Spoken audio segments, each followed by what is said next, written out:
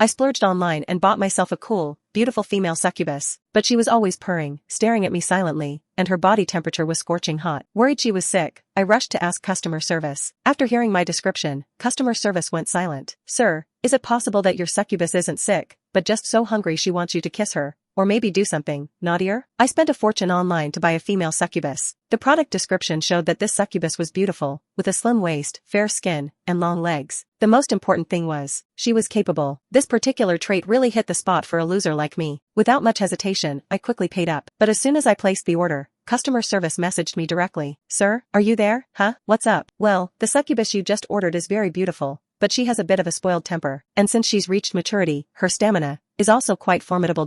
If this isn't what you're looking for, I suggest you request a refund. We can recommend a gentler, cuter type of succubus for you. I replied, no need. A capable one is exactly what I desperately need. Hearing this, customer service sent a cryptic blessing. Very well, sir. The succubus will arrive at your home on schedule. We wish you a happy life together. A few days later, a succubus with broad shoulders, a narrow waist, and an icy expression knocked on my door. The first time I saw her, I was stunned. It was common knowledge that the succubus race was exceptionally attractive, with gorgeous features. But this was on another level. You'd think some goddess had a bad day and decided to slum it among mortals. Master, the succubus addressed me proactively, her voice soft and faint. Yet it felt like a fluffy little brush, tickling the inside of my ear. I rubbed the back of my neck sheepishly. You don't have to call me master. Just call me Caleb. By the way, do you have a name? My name is Celine. As she spoke, Celine offered her tail to me. It was a beautiful tail, tipped with a small heart shape. As per protocol, you need to hold my tail to finalize the delivery. Oh, okay. I quickly took her tail in my hand. It was smooth and soft, with a nice feel to it, like some kind of toy. I couldn't resist giving it a little squeeze. And then, Celine let out a soft moan. Thinking I had squeezed too hard and hurt her, I quickly let go and apologized. I'm sorry, did I hurt you? Celine stared at me, her long eyelashes fluttering, a strange sound rumbling deep in her throat. A soft purr. No, I just wasn't ready. Oh, good, good. Assuming her purring was due to nervousness, I quickly tried to comfort her. Hey, don't be nervous. We've got a lot of physical work to do, so why don't you rest for a bit first? If you want to, we can start now. Right now? I hesitated for a moment.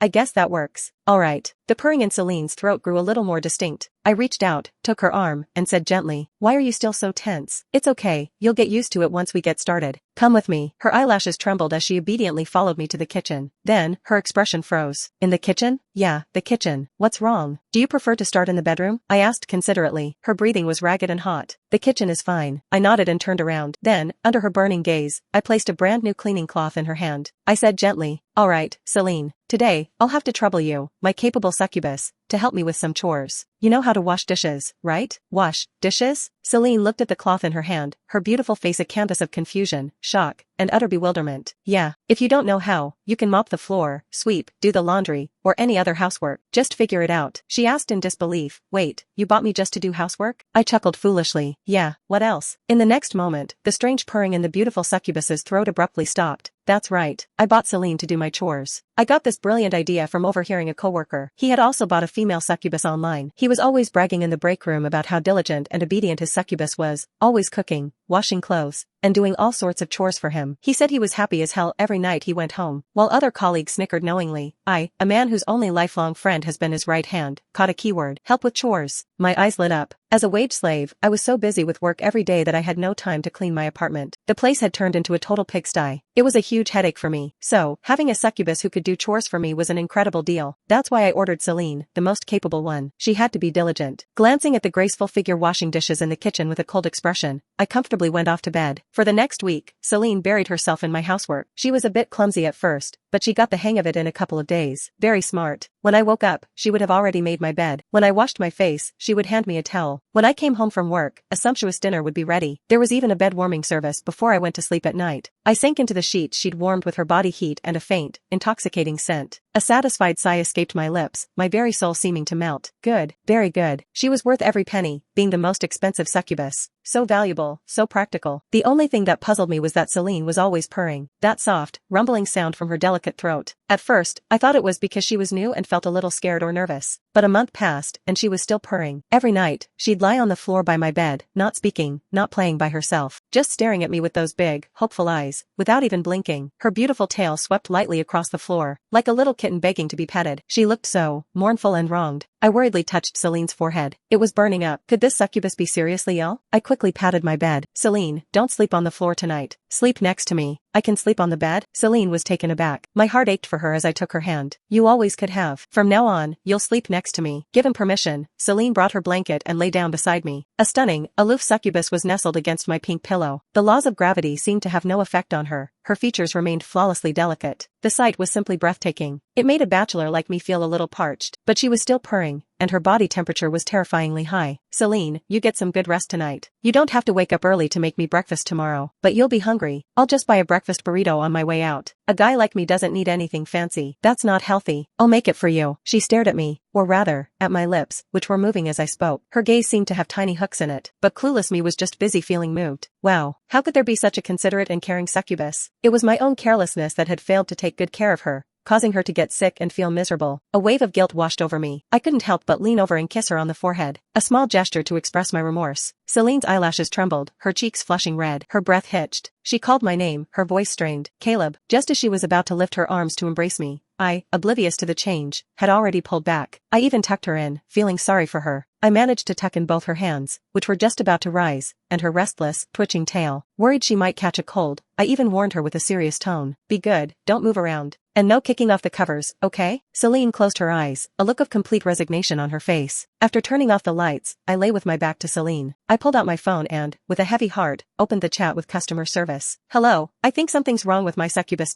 Customer service replied, Sir, if you encounter any basic care issues, you can refer to the succubus care manual. My apologies, I forgot to send you the manual last time. Manual link. I said wistfully, it's fine. I don't think the manual can solve this. I suspect she's sick, and it's something serious. Customer service sounded concerned. Sir, could you please describe the succubus's symptoms in detail? She's always purring, her temperature is very high, and she's always staring at me with a sad look. CS, that's perfectly normal. It means she really enjoys being with you. I was pleasantly surprised. So this is normal? I thought I overworked her with all the chores and made her sick. Customer service was shocked. Housework? Wait, you're making your succubus do housework? I was confused. Is that wrong? Your product page said that succubi are very capable and can bring humans ultimate happiness every day. No wonder your succubus is acting strange. Customer service seemed at a loss for words. Hearing this, I got anxious again. So she is sick, right? Sir, she's not sick. She's just hungry. Hungry? But she eats her meals properly every day. I didn't understand. Customer service had had enough. They sent me a long paragraph. It's not that kind of hunger. She's hungry for a kiss, or for you to do other naughty things with her. After all, succubi aren't meant for housework. They're meant to help humans relieve their desires. In other words, your beautiful succubus is in a state of frantic, desperate craving for your affection. Weary both men, you should get it, right? It's just a case of casting pearls before swine. They even sent me a passive-aggressive smiley face emoji. Lusting after me? Desperate? What the hell? I hurriedly opened the succubus care manual the rep had just sent me and read it carefully. Then, I fell silent. So, succubi weren't meant for housework. That capable didn't mean that kind of capable. I turned my head. The succubus who was supposed to be sleeping with her eyes closed was awake again at some point. She was staring at me mournfully, her pupils now shaped like little hearts. Her tail was brushing against my waist through the blanket, a light, clingy touch. It was so gentle I hadn't even noticed. Seeing me turn, she flinched and quickly hid her tail. But as if she couldn't help it, she rustled closer, calling my name in a strained voice. Her soft voice was like candy laced with strawberries. Sweet and sticky. Master, I feel uncomfortable. She had said the same thing a few days ago, calling me master in that same clingy way. But back then, I thought she had a cold and was just being whiny. I had given her a few cups of hot water, a gesture that seemed considerate but was, in reality, completely useless. It had worked, in a way. She didn't purr for the rest of the night, but her face was dark and sullen, like a pouting fox. But now, remembering what customer service had said, I coughed, feeling a pang of guilt. Then I lifted my blanket. Do you want to come sleep under my covers? Celine froze for a second, then licked her lips. Yes.